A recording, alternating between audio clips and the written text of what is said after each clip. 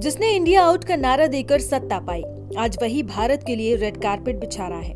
जी हाँ, भारत और मालदीव के रिश्तों पर जमी बर्फ अब पिघल रही है। प्रधानमंत्री नरेंद्र मोदी की मालदीव यात्रा ने वो कर दिखाया है जिसकी उम्मीद कुछ महीने पहले तक किसी को नहीं थी। भारत ने मालदीव के लिए अपना खजाना खोल दिया है। आखिर ऐसा क्या हुआ कि चीन के करीबी माने जाने वाले राष्ट्रपति मोइज़ुन को अचानक भारत की दोस्ती याद आ गई?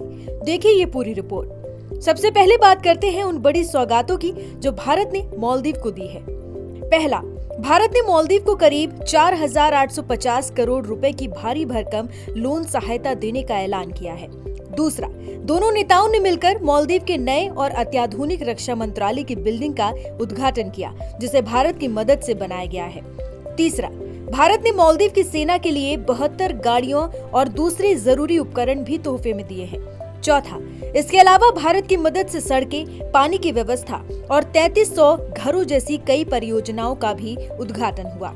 अब आप सोच रहे होंगे कि ये सब अचानक क्यों हो रहा है, तो आपको बता दें कि मौका भी बेहद खास था। पीएम मोदी मालदीव के 60वें स्वतंत्रता दिवस समारोह में मुख्य अतिथि बनकर पहुंचे थे।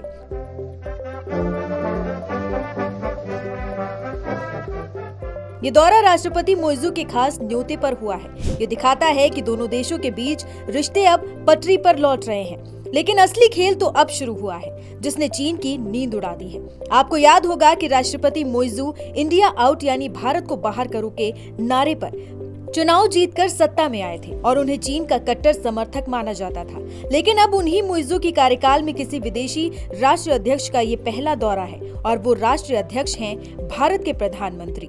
ये भारत की एक बहुत बड़ी कूटनीतिक जीत है। इस दौरे पर दोनों देशों के बीच 6 बड़े समझौते भी हुए हैं। इनमें यूपीआई पेमेंट, मछली पालन, कृषि और मौसम विज्ञान जैसे कई अहम क्षेत्र शामिल हैं। ये समझौते दिखाते हैं कि भारत अब सिर्फ मदद ही नहीं कर रहा, बल्कि हर स्तर पर मालदीव के साथ मिलकर काम करना चाहता है। साफ है कि हिंद महासागर में चीन को दबाव देने और पड़ोसियों के साथ रिश्ते मजबूत करने की भारत की नेबरहुड फर्स्ट नीति रंग ला रही है। मोइज़ू समझ चुके हैं कि चीन सिर्फ कर्ज के जाल में फंसा सकता है, लेकिन मुश्किल वक्त में सबसे भरोसेमंद दोस्त बनकर भारत ही साथ खड़ा होता है।